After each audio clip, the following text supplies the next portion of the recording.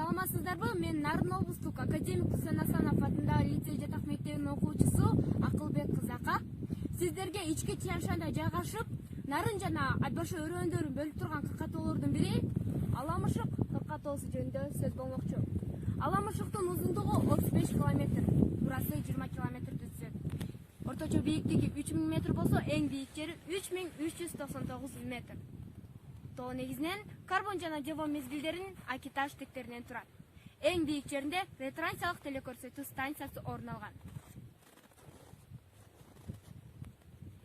Эл ичинде Аламышык деп аталып калуусу жөнүндө түркүн кептер жана уламыштар бар. Ал кептердин бири бул тоодо аламышыктар көп жашашкандыктан Аламышык деп аталып, кийинчерээк алар жоголуп кеткен дешет.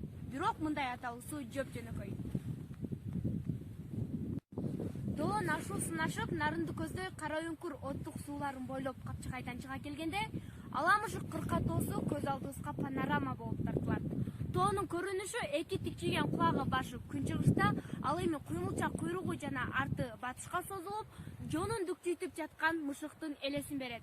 Тоонун капталдарындагы майда коктучалардын биринде карагай бадалдар болсо, экинчисинде Акиташ тектүү кырлар Аламышыктын ала таргыл болгон жонун элестетет. Ошондуктан эл ичинде ала таргыл мышыкка окшогон тоо деп аталып, кийинчерээк жөн гана Аламышык кыркатоосу болуп калган. Аламышык үңкүрү. Аламышык үңкүрү Аламышык тоосунун түндүк капталында деңиз деңгээлинен 3000 метр бийиктикте жайгашкан карсттык үңкүр. Ал Нарын шаарынын борборунан 10 километр алыстыкта, Акиташ тектүү катмарда пайда болгон. Жалпы узундугу 163 метр, туурасы 4 метр, ал эми бийиктиги 2,5 метрге чейин. Үңкүрдүн ичинде дискаликтер бар.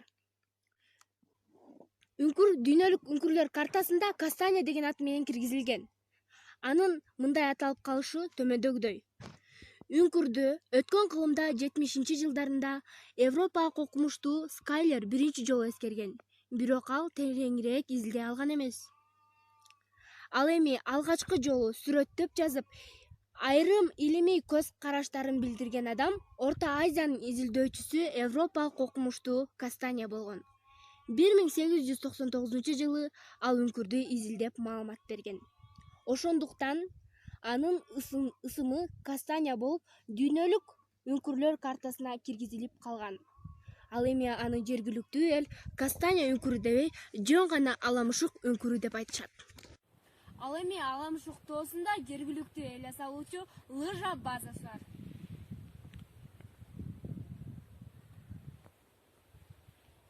Ошону менен Аламышык жөнүндөгү маалыматыбыз соңуна жетти.